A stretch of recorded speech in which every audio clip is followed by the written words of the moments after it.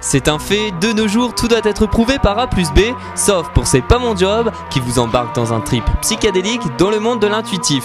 Paris est tarologue, un métier peu ordinaire. Explication. Le métier de tarologue, c'est un métier de communication, un métier d'intuition, de ressenti, et avant tout un métier pour vraiment aider les gens. 15 ans, yeux bleus turquoise et un look grungy, Noélie est une rebelle. Cette lycéenne ne croit que ce qu'elle voit. Bonjour, je m'appelle Noélie, aujourd'hui je vais tester le métier d'astrologue avec ma copine Lorraine. Noélie devra accomplir 3 missions pour devenir une véritable tarologue. La première, faire une petite séance de relaxation, histoire de ressentir les énergies cosmiques. Deuxième mission, connaître la symbolique des cartes, histoire de pouvoir les interpréter. Et enfin, savoir tirer en croix le tarot, un passage obligé pour faire parler les cartes. Et c'est parti pour la première mission. Allez les filles, détendez-vous, respirez, c'est l'heure de la séance de relaxation. Et on expire par la bouche.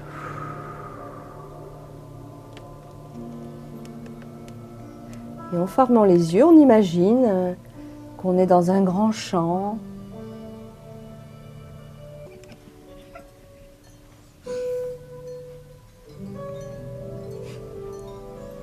Inspirez par le nez. La relaxation permet de se concentrer, de faire le vide et de laisser parler son intuition. Ça, c'est un exercice pour se décontracter. Inspirez par le nez et expirez par la bouche.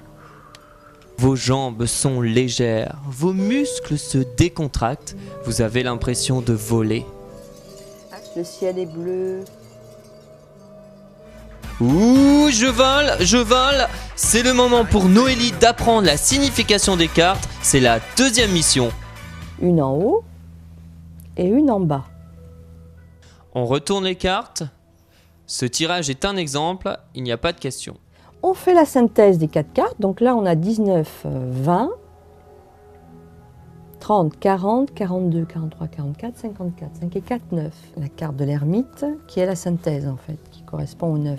Je vais essayer de t'apprendre d'une façon plus rapide, simplement en regardant les cartes, peut-être ce que tu peux imaginer en fait. C'est un peu difficile, mais ça rentre facilement. T'as une bonne mémoire ? Oui.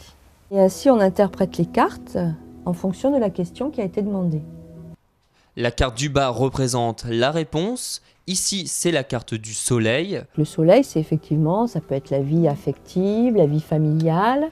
La carte de gauche est le problème. Là, c'est le monde. Le monde, c'est une carte qui représente la réalisation des désirs. La carte de droite est la situation à l'instant T. Ici, c'est le pendu. Qu'est-ce que ça correspond, cette carte, pour toi? La mort. Et toi? Pareil. Le pendu qui est attaché par un pied, de sorte que en fait, le sang circule en fait, vers la tête. Donc ça veut dire que c'est une situation de blocage, mais aussi en même temps une situation où quelque chose est en train de se passer d'un point de vue mental. Maintenant que les cartes n'ont plus aucun secret pour Noélie, on passe à la troisième mission. Répondre aux interrogations de Lorraine avec le tirage en croix du tarot. Et toi, Noélie, alors, tu te sens prête à lui dire l'avenir? Bah oui, elle peut avoir confiance. Lorraine est inquiète, elle vient de passer un examen. L'a-t-elle réussi? Verdict.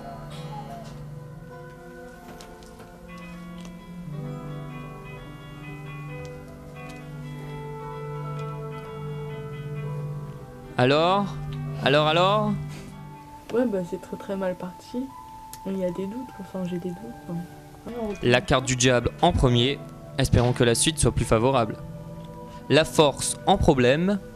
La chance en solution. Et la maison de Dieu en réponse. Tu vas voir ta copine à cette place d'astrologue, ça t'inspire quoi? Ça m'inspire pas confiance. C'est-à-dire? Je sais pas. Ça va me dire n'importe quoi, je sais pas. Alors Noélie, verdict. Lorraine a-t-elle réussi son examen? Je dirais qu'elle a réussi. Ah bon? Qu'est-ce qui te fait dire ça? Bah, la force. Non, en synthèse. C'est la force en synthèse. Mais avec de la chance, parce que ça symbolise la chance. Je pense que c'est un très bon tirage. Je pense qu'elle aurait pu faire mieux au niveau de son résultat, mais qu'effectivement, elle a bien abordé son sujet et qu'elle devrait avoir son examen. Les cartes ont parlé. Quant au destin de Lorraine, il reste toujours entre ses mains et ceux de Noélie. Voilà, essaye de me tirer les cartes. Pour participer à l'émission, contactez Anthony@casado.tv. Et si vous voulez contacter Paris Bernadette, voilà le site. Ton interprétation était juste.